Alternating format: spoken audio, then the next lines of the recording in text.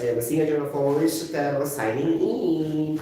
Okay, so let's talk about liver health. Okay, so LIVER. Okay, something like that. Okay, okay, like that. So first we need to know what is the liver. Obviously, it is a vital organ. So what's it about? What's the main functions of our liver? Uh, in your own words, in your own opinion. Okay, like I'm not referring to the book, something like that. Okay, what is the first main function? Actually, the first main function of our liver is for the, production, okay, of different processes, to produce, okay, liquids, okay, like that, okay, acids, proteins, fats, like that, and other substances, etc. Okay, responsible for different processes. Okay, the main function. Okay, production of different processes, liquids, acids, proteins, each like that, or responsible for the different processes in the overall, health of our main body. Okay, you get the point? Ganon. Okay, second. So in this, obviously, to produce protein, right? Produce protein, because it's very clear here, protein, right? To produce protein, to produce bile, okay, to produce cholesterol, like that, etc. Okay, to produce albumin. Later we'll be explaining one by one this one, the bile, the cholesterol, like that. Okay, you get the point, and albumin. Okay. Number 3. Okay, this is the popular definition of our liver. Okay, to eliminate the toxins. Okay, eliminate the toxins, from the bloodstream. Okay, from the bloodstream, meaning there's a capacity of like a filtration system of against any toxins, or shall we say natural detoxification. Okay, natural detoxification capacity. Okay, get the point. So the liver will regulate the waste products before going to the excretory system, like that. Okay, get the point. What else? Okay, so the same story with number 2. Okay, to regulate fat metabolism. Okay, but these are highly specific now, but the number 1 I told you is general. Okay, so basically 1.1 to produce protein, 1.2 to produce bile, 1.3 to produce cholesterol, 1.4 produce albumin, 1.5 regulate the fat metabolism, 1.6 is to control the amino acids. Okay, amino acids for general level. Okay, general level or acceptable level. So this is 1.6 actually, right? If you try to split that into 3 categories only, right? You get the point? Things like that. Okay, the main function of our liver health, mga palangga ulitan, is responsible for the different processes of liquids, acids, proteins, or any substances. Specifically, okay, 1.1 to produce protein, 1.2 for the production of bile, 1.3 for the production of cholesterol, 1.4 for the production of albumin, 1.5 for the control of different amino acids in a general level, 1.6 is to regulate the fat metabolism. So many functions.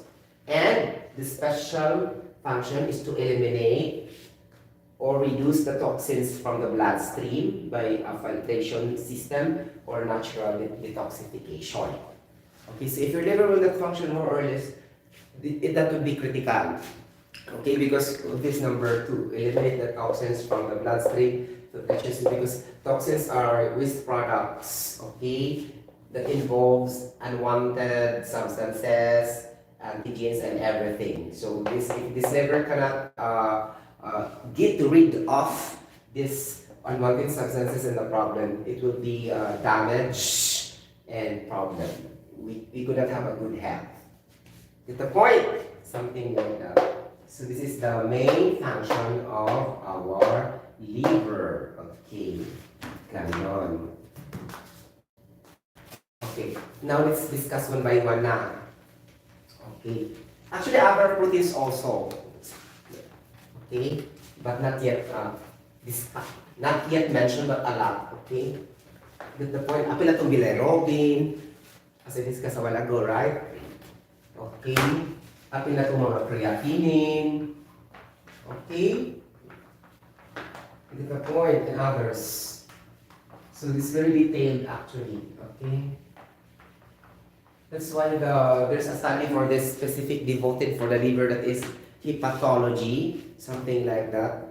And the main medical doctor is the hepatologist that will focus on only to the study of the liver. Doctor in medicine, major in the liver health, something like that. Get the point? Because it's broad. The function of our liver is very broad, and this is very common. Okay, usually so many people die because of this. Okay, get the point?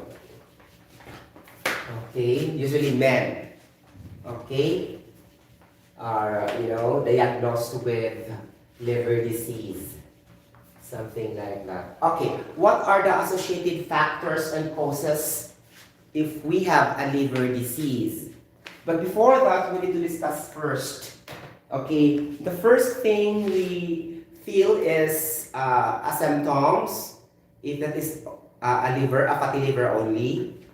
Symptoms here, the flow chart ha, symptoms. Okay. Secondly, okay, after we need to feel also without feeling. If it is chronic, that is without feeling. That is usually what will happen. But you will having the loss of appetite. Okay, loss of appetite in eating. Okay.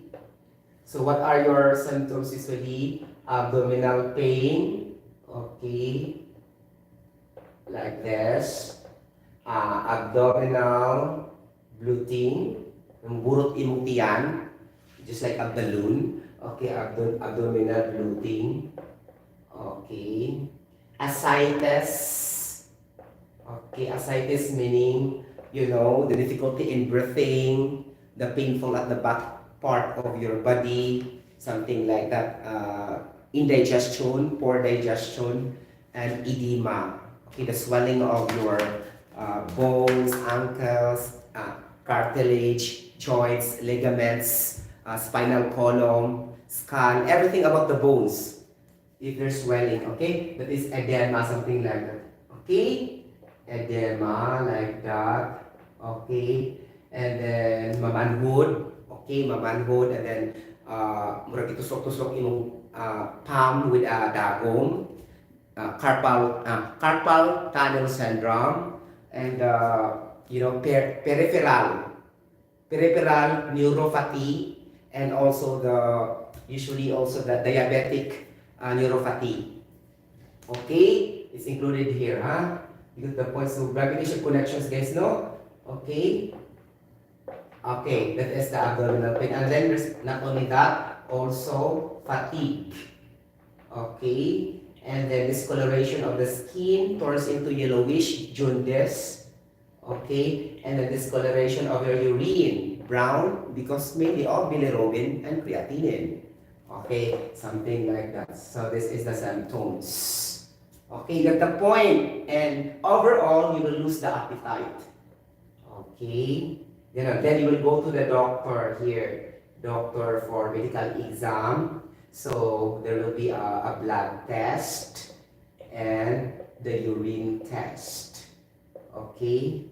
Then, if it is not really contented, there's a FLT, function liver test. Okay.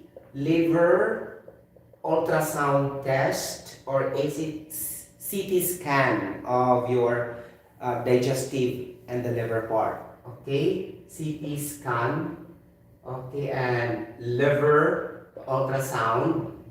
And the last will be the biopsy. Okay? The biopsy is very critical, the last stage, because you need to inject the, the syringe, and then in the part of the liver, and you have to create a hole here in your stomach. It's like a surgical operation. This is the last step if noted to have the liver disease na talaga siya. If there are tumor like that, that is reflected in the ultrasound. The last will be the biopsy. Okay? Biopsy meaning the bio. Okay? This bio substance, the main role of this is to break down the fats in the liver. That's why it is a process of biopsy because of the substance bio, which is the one who will break down the fats that will remain in the liver that cannot be going down to the waste products going to your urine. So if the fats will not going into your urine and everything, and then it will become fat, a fatty liver. Okay, that's the point. So fat content must be removed.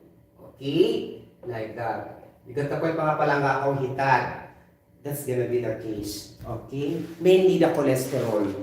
Okay, because cholesterol is a fat. Okay, so the cholesterol will stay there, and the fat in the liver, fat content, and it will not go down. It will be remaining there, including with the bilirubin like that, and then other one is also the creatinine, and then it will go to your urine little by little. Okay, you get the point. Through medications, blah blah blah, so and so. Okay, then it will go to your urine, and it will discover that there's a gallstone for cholesterol. Okay, gallstones, that's mainly cholesterol, solid deposits of cholesterol. Go to your gallbladder, okay, releasing from the liver. You get the point? Ano siya?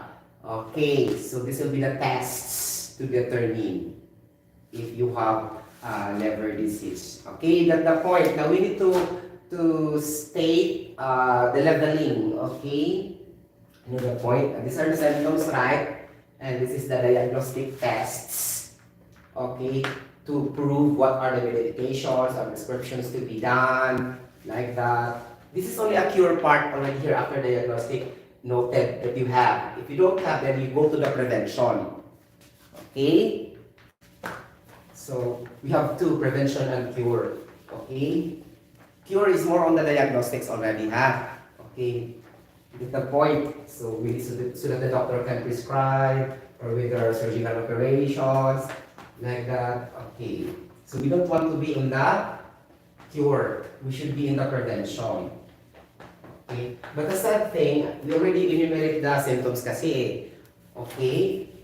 This is a problem. If you have that problem, after you go to the doctor to a medical exam. Okay? Things like that. You get the point, mga palangga akong hitad. Ganon. So what are the factors or the associated causes for this? Okay, we need to know. Because in everything we need to determine the root cause. Okay, why it happens. Because I go directly to the impact and the result. I fail to state the causes first. Okay, the causes first.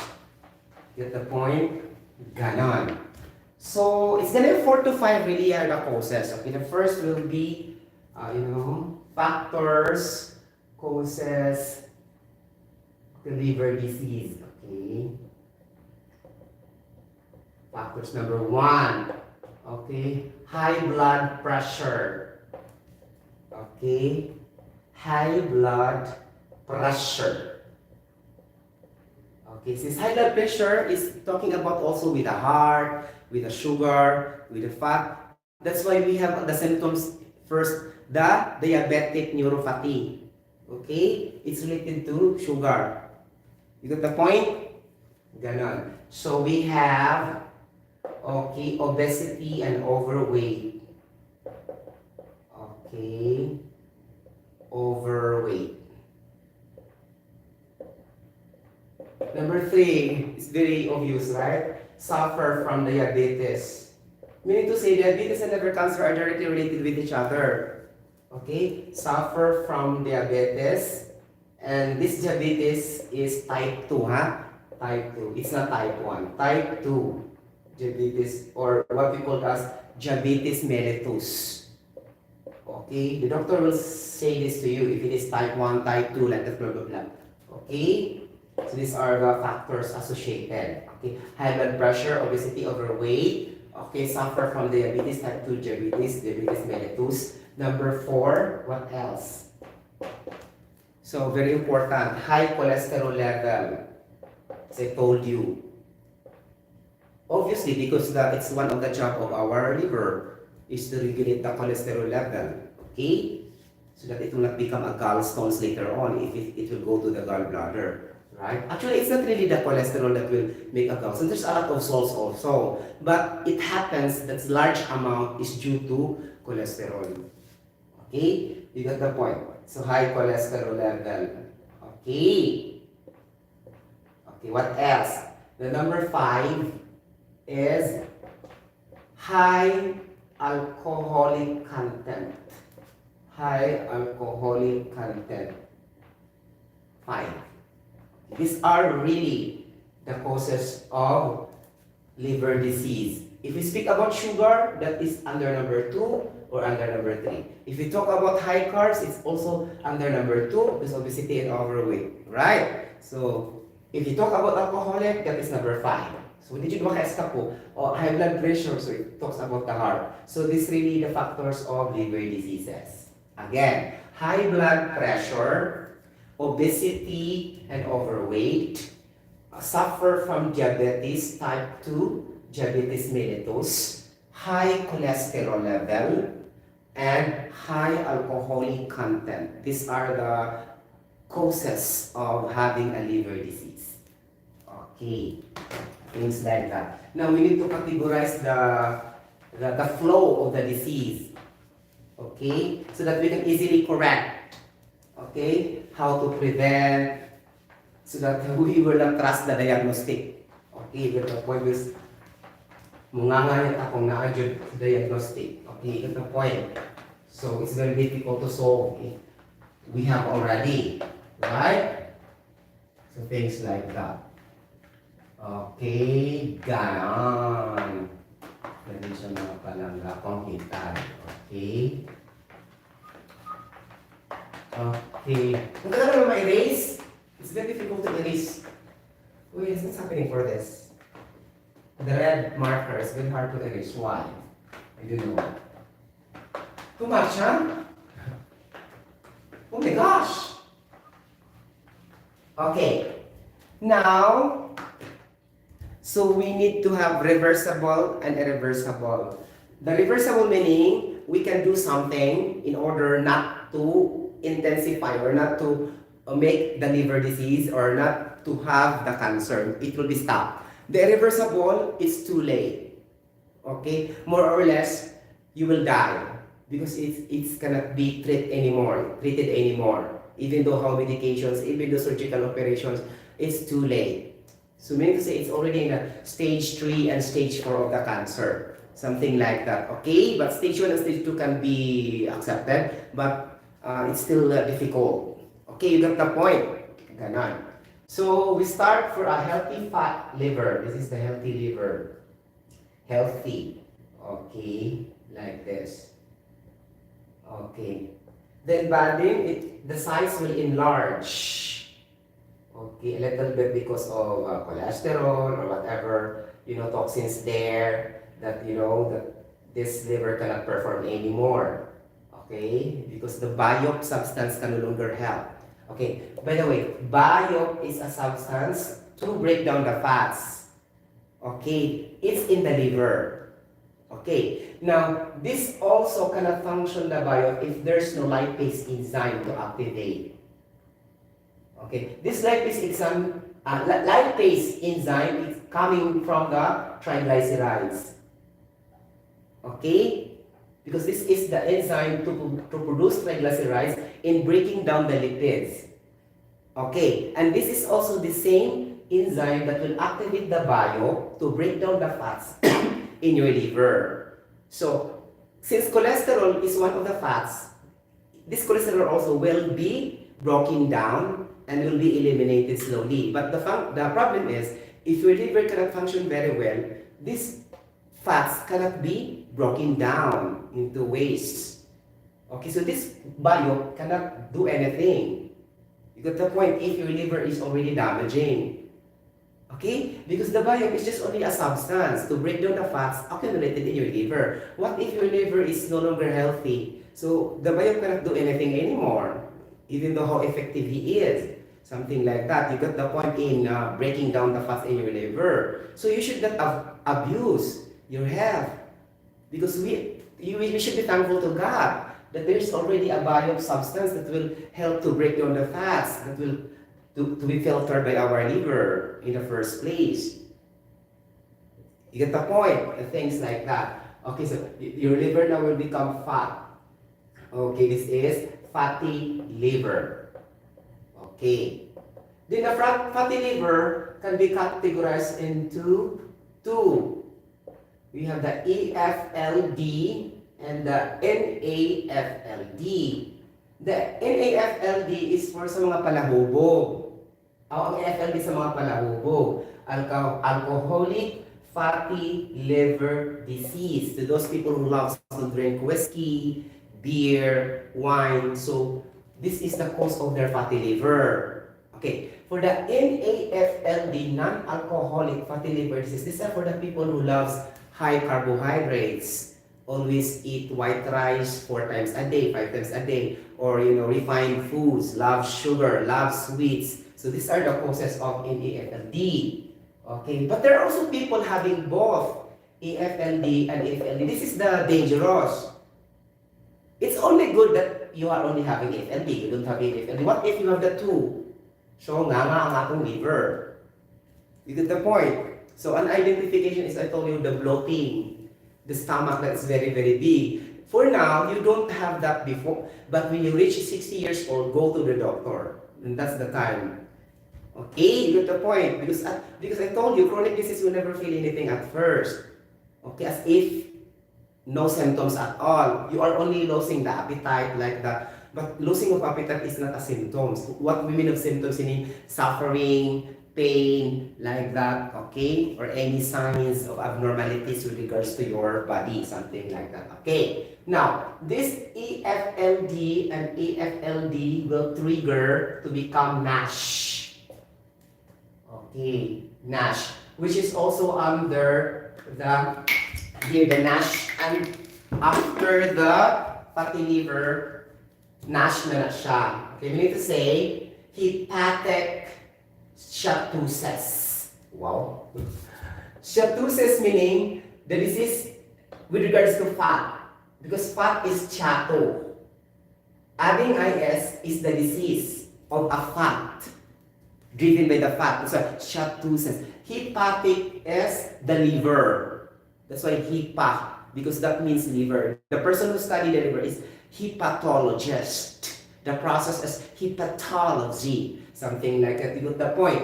And then, this will become hepatic steatosis or the NASH. Pareho na siya. Okay? So, ang NASH lang yun, guys. Wag yun siya alcoholic. Non-alcoholic. Okay? Steatohepatitis. Okay? Non-alcoholic steatohepatitis. And that is the NASH. Okay? It could be developed from both AFLD and NAFLD. Something like that. And here. So up to here, guys, is reversible. Okay? So something treatment can be done through your food lifestyle, exercise, stopping the vices that contributes the disease of your liver, up to here, steatosis and NASH. Now, after this point, it will be danger. It will become fibrosis. Okay? So, fibrosis is the inflammation of your liver. Okay? What do you mean by inflammation? There's a swelling. Okay? There's a redness. Okay? So, tambok na siya daan, di ba? So, namamaga. Something like that. Or pain, like that. Things like that. So, that's fibrosis. And after fibrosis, it will become liver cirrhosis. Okay? So what will happen here? There's a scarring. Scarring, samad-samad, wound, too much wound, like that. But still liver is becoming fat, something like that. You get the point, so liver cirrhosis, the scarring of the parts of the liver. Okay. And the last will be the liver cancer. So what will happen in the liver cancer? Okay, in the liver cancer, the tumor is already appearing, like a cyst. Okay, now, in the liver cancer, you could not expect your liver now will become fat. It will shrink. Okay? So it will be now the opposite. Instead of getting fat, the liver now will becoming weak because there's a tumor. Normally, it will become, shrinking. Just like a person. Normally, if you have a sick, if you are very, very sick, you will get thin. You will not become fat. Just like also the process of our liver. The fatty situation of the liver is just from here up to the liver cirrhosis. Okay, but in the liver cancer, another story will be happening. Your liver has a tumor already and it is not becoming big, so mukupos, something like that. You got the point? So things like that. And then, before siya mukupos or shrink, something like that, stage 1 pa muna, stage 1, stage 2, stage 3, stage 4, and then stage 4, death. You cannot be saved by stage 4. But in stage 3, before going to stage 4, or in between stage 2 and stage 3, you can have liver transplant. Here, 2 and 3, okay? Your liver will be exchanged to another liver if somebody will donate. But most of the times, they will donate also the whole liver. Only the part of the liver which is damaged. But in here, there's a situation that almost all the liver will be damaged. Nobody will donate that. Who among the person will donate the liver? Good liver, the whole thing, not the portion only. Good only if your cancer is only a part of the liver has been damaged, that we can slice the good liver from your family. But things not that all the time. Okay? Liver disease, also other liver disease, that almost all part of your liver are being damaged. So, slicing a portion of the liver from the healthy liver of another person would not help. You get the point? Or, getting a new liver from your family, he will die also. You transfer the healthy liver to your liver. Nako. Okay, and then if you try also to transfer the good liver in the hospital, do you trust that liver from another people? You will put another liver that is, we think it's good and that's a liver for another people. That's why usually death talaga siya if going to stage 4. Okay, because transplant could no longer help. Okay, you get the point? Things like that. Any questions so far? So it's already entirely irreversible. So it cannot be healed and cannot be recovered already. So usually die. Even though you will transfer the part of the liver, chance is after 1 year, it will die. Like that. Like, for example, Senator Cayetano getting the liver of his son, Peter Alan Cayetano. How many months he also died? Things like that. So it's not a guarantee that if you slice a part of a healthy liver coming from your son or whatever transferred to you because you have a portion only that is damaged, that you will sustain. Because the age will matter also, as I told you. Age.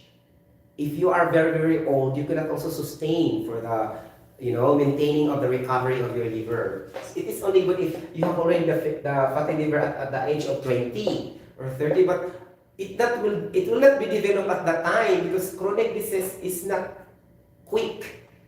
After 10 years, after 20 years, after 30 years, like that, mag-injure ka, pag-ayo, okay, before that liver disease will come. Normally, chronic diseases will come 50 years old, 60 years old. If it will come in 40s, meaning you are really abusive.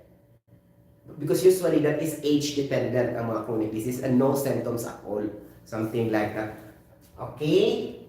The fatty liver has symptoms and here, no symptoms already here. Okay? After liver damage, stage 1, stage 2, stage 3, stage 4, something like that.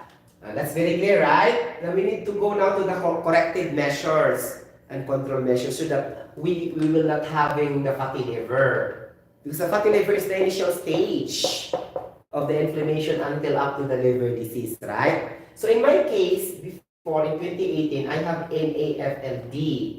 The doctor said to me, I was 82 kilograms, and he said to me directly, go exercise and choose the low fat diet, like, and I do everything, and I cried for that in silence. I never faced my parents, but I cried in my room like this, and I do a lot of exercise. And just now I become 65 kilograms from 82 kilograms. So I do a lot. This exercise I've done is starting from 2018 when I was in the Philippines. It took 3 years to reduce that weight, 18 kilo. Imagine, it took 3 years to reduce that weight reduction. Meaning, I do a lot of suffering. I'm just a human being. I need also to love to eat good food as what other people have. Ice cream, halo. But now I stopped eating those kind of food. I cannot even eat cake. Okay? Halo, ice cream. I can only eat but a portion. Okay? Something like I only eat, chocolate one time here when Mr. Jesus gave to me. A colleague here in our company. He gave me what they call this one, a little chocolate. That's the time only. Okay? One time. Okay? And then there's also another time, 2 times only in from 2019 to 2022. Only 2 times I eat chocolates. Could you imagine that kind of suffering and discipline to yourself? Okay, nobody can, right? Especially me, I love chocolates too much in my 20s and in my 30s. Okay, but due to this, this is, I really have discipline because I want life to extend a little bit in this world. You get the point? So, I have. So, I really have discipline. So, I cut off the sugar. As I told you, I don't have sugar in my kitchen. I don't put sugar in my coffee. Okay? Like that. You get the point? I don't put salts in my eggs when I do the coffee. I don't put a single granule of salt. Okay? Like that. So, this salt and sugar, I cut off, but I cannot escape because when I eat the bread, there's also salts because we need also salts in our neurons' health to activate the action potential and electrical signal. That's the time that my sodium will be there from the food. Okay, just like here, I have the sliced bread, the brown bread here. Okay, even though the taste of this one is not salty, but there's sodium. It doesn't mean that the product is not salty. There's no sodium. There's sodium. Okay, 128 in this brown bread. Okay, so a lot of products also, especially the carbohydrates, bread, whatever, have sodium. Because that's not literal in understanding that the sodium is always stays salty. Okay, you got the point? Ganon. And I can also get sodium when I eat also peanuts, the salted peanuts, because there's a salt peanuts too much, guys. That's why I cannot stop it. Okay, so that's the time only when I eat peanuts and when I eat sardines. I eat sardines because based on the experimental study, okay, I've checked also sardines are better than canned goods compared to the corned beef, meatloaf, beef loaf, like that. Because sardines is a fish, and fish have omega-3 fats. You get the point? But this meat don't have omega-3 fats. That's not good for your heart. Only the taste, it's not good. And the smell, it looks like malansya. Diba? You don't like to eat because you like meat. Because the taste is good, bongacious, lamig. But if you try to be clever and smart enough to determine the health benefit, I would rather go to the sardines. Okay? You get the point? That's now I'm buying sardines all the time here. Okay, so I have stocked sardines there because of the fat. Those sardines also are not good because it's inside the can, at least. Okay, because that's fish compared to the meat. I'm not telling you I'm not eating meat. I'm just not telling you that if you try to compare, you get the point. Because in fact, fish and meat have nearly the same protein. I think it runs to 17 to 18%, something like that. Fish and meat, almost close. Okay, just review that also, the technical amounts. Because technical amounts, guys, matters. This is subjective. It depends on the laboratory test where you you get a sample where you test, but there's also a general, agreement to get the range, okay, something like that. But based on what I see, okay, in my source, okay, 17% lang siya ang fish bang meat, but take note, eggs 32% protein. Too far. Okay, you got the point. That's why I also eat eggs every day. Got the point. Things like that. Okay, so that's the corrective measures. Okay. In order for you to save, then eggs are better. Okay. Or fish. The fish I will recommend you is the salmon. Salmon is very expensive, but that is the best and healthy fish in the entire world. Salmon. And then the next will be mackerel. Okay, these are highly expensive. If you go to the market, guys, you will be shocked with the price because it is for healthy people, for healthy purpose. Okay, you get the point. Salmon and mackerel, and other fishes have also omega-3 fats, but I'm looking for the higher level of omega-3 fats. Good for the heart, because as we will all know also, most people also will die in heart attack. Silent killer, the myocardial infarction. So better start to love yourself in eating fish or aquatic creatures, mammals in the fish rather than the meat. Okay, you got the point. Even though you don't like, kasi balance siya, then so choose. You want the taste or the nutrients? You want the taste only? You taste only the yummy or the vitamins? Choose. Okay? Like that. Okay, so our corrective measures will be number 1. Let's just put exercise as the number 1. Okay? Because if you exercise, you remove majority of the waste products coming from your body. So exercise. Okay. What we mean here of exercise, guys, is really you can see the sweat coming. If there's no sweat, that is only maintaining your blood flow circulation. But if there's no sweat, that's not a guarantee that your waste products have been released. Because the proof to that scientifically is the presence of the sweat. SWEAT. This is the reason I don't walk. Because if I will just walk, I don't have the sweat. Okay? Because the sweat is an evidence that there's a conversion, okay, of waste products that will be released. Okay? You get the point? So it will be the lactic acid, the propionic acid, the electrolytes, the different kinds of salts, the different kind of toxins like that and everything, blah, blah, blah. If you try to break down the components of a sweet in the laboratory, oh my gosh, it's gonna be like that. Okay, the compositioning of the sweet. Okay, and a lot of salts also. Okay, and then that's why we need to replenish by drinking energy drinks, right? Okay, because of that, the electrolytes will be lost. Okay, so number 2, okay, we have low-fat diet.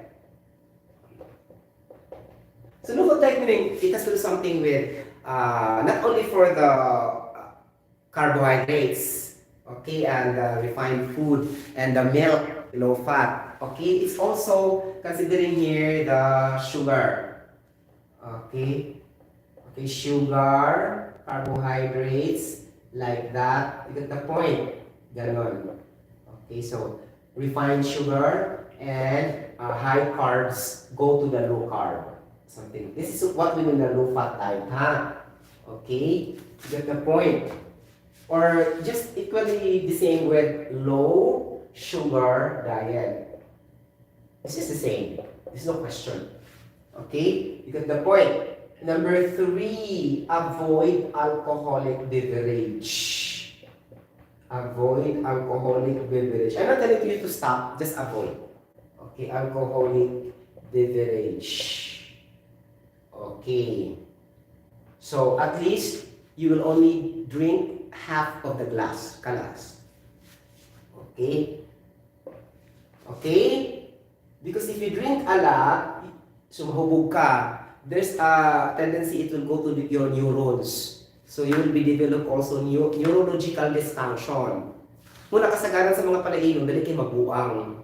You get the point? Because it will attack the neurons of your, nervous system, central nervous system. Kung sige na lang inom, nili mo kaon, and the alcoholic content will stay in the action, the path in which the action potential of the electrical signal will stay there to activate the neurotransmitters chemicals. And then the neurons will not be activated already. That's why they will become, they will become full, like that, mabuang, mental confusion, dementia, like that, or let us say Alzheimer's disease, or whatever.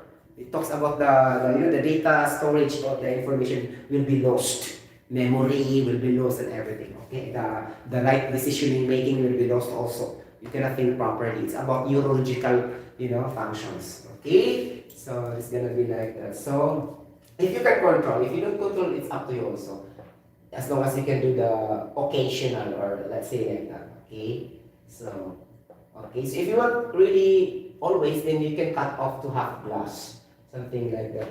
At the point, for example, you will drink 3 times in a week, so make it half glass only. Okay? Because every week you drink, it is the frequency matters a lot. Okay, you get the point? Okay, not really that amount, because it's better also to reduce the amount. Okay, of course. Okay, but the frequency really matters a lot, huh? How often you drink, something like that. Number 4, what else for this? Number 4, avoid alcoholic beverages. After this one, select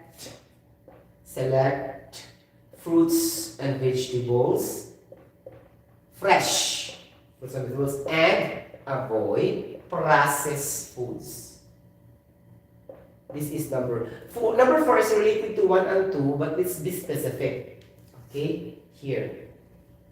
So, what are the control measures or for the prevention of this liver disease? Number 1, exercise. Number 2, low-fat diet. Number 3, low-sugar diet. Number 4, avoid alcoholic beverages. Number 5, select the right kind of food, fruits and vegetables, and avoid processed foods. Like that, to make your liver healthy. You get the point? Any questions so far for this? So this is all about the liver. Okay? Any question? Nothing, right? Okay, so let's discuss a little bit with the proteins that will be secreted by the liver.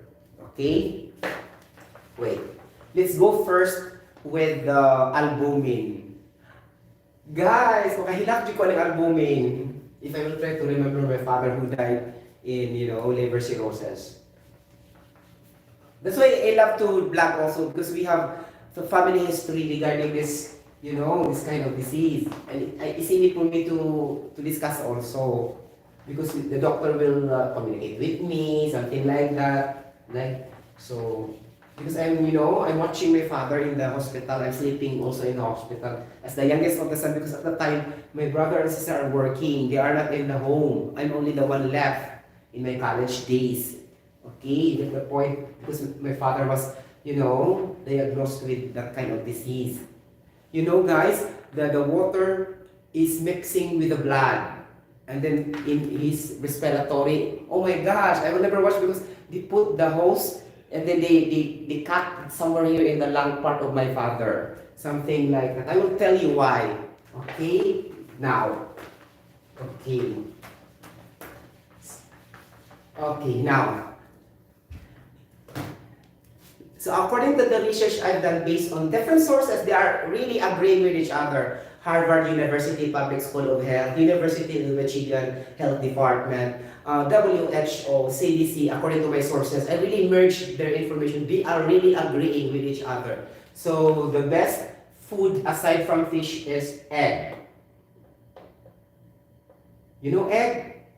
Okay. So the brown egg is better than the white egg. Things like that. But if you just eat egg, no problem. Okay? You get the point. Now, the egg has a white color, right? When you break the shell. White. And there's a yellow, orange egg yolk. Okay, like this. Okay, in the white, this is, most of it are albumin protein. Okay, this is the protein that the doctor said to us during the hospitalization of my father. They said, your father has no more albumin. He runs out of albumin, and the vial cost 5,000 pesos. Okay? Just not to mix the blood and the water in his respiratory system, because the function of albumin is to prevent the leakage of the fluid from the bloodstream to the adjoint tissues. Meaning, if you lack of albumin, the water will just go anywhere, your vital organs, then you will have the disease, not only the liver disease, also cardiovascular. Okay, it happens only to my father, that is liver. For other also cardiovascular diseases, coronary diseases, okay, tuberculosis, like that, and anything as long as chronic disease. So this is the wrong thing if you don't eat eggs when you are still young. Okay, so you should eat maximum of 5 eggs in a day. Really, based on my research. If you don't want 5, at least there is at least 2, 3, but this is recommended daily alatul. Not the same with meat. It is not recommended daily. And if you try to compare the protein, eggs have 32% protein and the meat is only 17%. You get the point? If you try to be a mathematician, oh my gosh, alcansi good ang meat because only the taste, delicious, only that one. But that is not more important. We are focusing on our health benefit, right? So, eggs really. Okay, the albumin, that is the albumin protein. Oh my gosh, very expensive. 5,000 per vial. Pesos. And then my mother will cry at that time. Okay? Because we don't have enough. And then by the time my father really died. Okay? It's gonna be like that. Okay, I don't have to cry. Okay, good. If I don't touch the topic, I will cry. Nakakaloka. Okay, so it's gonna be like that. So albumin. Okay, that's the function of our liver also. Okay, he needs albumin, ha? Okay, albumin. What else? Okay, he needs also other proteins like bilirubin. Okay, creatinine, like that. Okay. Okay, he needs cholesterol. Okay. The liver needs cholesterol for the membrane to become strong against any inflammation. The only wrong there is if you have more, that it can no longer be digested or broken down. But the fat needs cholesterol. Okay? So it looks like funny, right? It will get rid of with the cholesterol, but it also need cholesterol. Of course, we need cholesterol because if there's no cholesterol, we cannot have vitamin D. Okay, because cholesterol is the raw materials in the production of vitamin D, in which it can lead to the absorption of calcium for the health of your bones. Right? So that's why cholesterol is very important. That's why the level of cholesterol is very high, at least 150 milligrams per deciliter due to that fat. Okay? And then this cholesterol also will move the nutrients, transport the nutrients, vitamins, minerals to different specific locations that the vital organs needed. So if there's no cholesterol, how can we receive the vitamins? How can we receive the nutrients of other vital organs? So, nga. Okay, in fact, if you exercise, you receive also vitamin D, and the cholesterol will interact to the vitamin D. So that's the function. This is very important, okay? The only problem is if you have more that cannot already be broken down and will have as a waste products that, stuck to your duodenum bile. Okay, duodenum bile that make it a bile fats or a visceral fat. That's why your stomach will become big, something like that. You get the point? Ganon. Most of the shame nung that's the reason also that if you have a stomach big, you will not feel anything. Okay? Sometimes you will not feel abdomen. You will not feel abdominal pain because that is needed also, the cholesterol. But time will come, as I told you, it will become a chronic disease later on. Okay? Like that. So, that's it. So better, your breast will be level with your stomach. brisk here. But it's difficult, right? Okay. Especially if you love eating too much kabush and white rice. Okay? You get the point? Ano siya guys ha? So, bilirubin is a protein that is decomposed by 80% due to the red blood cells decomposition or breakdown. Okay? Because we have old red blood cells. The damaged and old red blood cells will be decomposed into 80% bilirubin. And this bilirubin will be converted to bilirubin, okay, diglycoronate, and then conjugated bilirubin, that is an essential fluid for the digestion of foods and fats inside your intestine. But this bilirubin also will become high. It's a sign that you have the liver damage, right? So, oh my gosh, they are helpful, but if it is too much, it will become bad. You get the point, just like the creatinine also. Okay? And this bilirubin is the main cause of the HIPA A, HIPA B, HIPA C, HIPA D, like that, okay? If your bilirubin will become high, so it should be not more than 1.2 milligrams per deciliter. Okay? Like that. You get the point, mga palangga akong hintay. Ganon. So, it's gonna be like that. Malata sa bilirubin and creatinine, ang cholesterol na natin. Okay, go. So, we have now the leveling of the, okay, of bilirubin we want. Why nakafocus ko sa bilirubin? Because usually, it is the cause of liver damage. Okay? It is cause of liver damage and the effect will be very clear. The yellowish of your skin, the yellowish of your eyes, pale na ka ba? Pale. P-A-L-E. Mangluspad. Okay, that's the point. And then fatigue. Okay. And the color of your urine will be very yellow to dark, brown to dark. Okay? So that's why we need to bilirubin with siya. So that's why I told you, killer bilirubin protein. Okay? So, the leveling for women, so 0.59 like that milligrams per deciliter to 1.04 milligrams deciliter. For the men, 0.74 milligrams per deciliter to 1.2 milligrams per deciliter.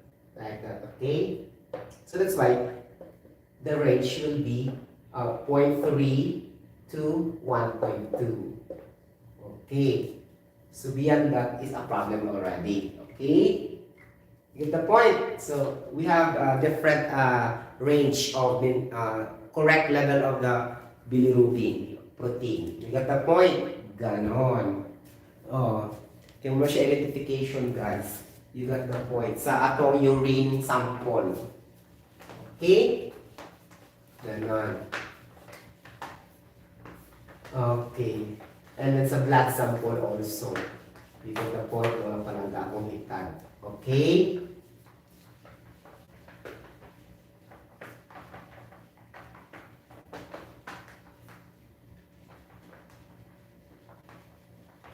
Kailan ba matutulungan ko nyo guys nga ang glucuronic acid will produce glucose, right? And then the glucose will react to the harmful substances. Okay, and then these harmful substances will go out to our system. So tinuod dito siya kasi ang glucuronic acid mo react ba siya sa kuan sa bilirubin. Okay, and then it will be converted as waste that will stop in your liver. Something like that. Okay, mo to ibang pasabot specific na niya akong isip ng karon ba katong harmful, that's general. Okay? Get the point? So kanang glucuronic acid C6H10O7. Okay, so this is very important so that we can have essential fluids for digestion of food and digestion of fats. Glucuronic acid, okay? Like this. Same HCl also, digestive acid. Okay? Like that. Okay, or the pancreas acid. Okay. Or pancreas juice. When you mean of pancreas juice, this is HCl. Okay, you got the point? Ganon. So, this is gonna be very, very important. Oh my gosh, nakakalo ka, di ba? Okay. So, maglibog lang tayo sa high wiki nga, no? Di ba? Okay, any questions so far? Ganon. Okay. So, wala na siya ang liver. Thank you so much for watching this video. I hope you like this and you can share it to anybody else. Thank you so much for watching. Okay, you can click down the notification bell and then you can share this video if you want, and you can subscribe my YT channel if you want also. Okay, thank you so much. Everybody. God bless you later.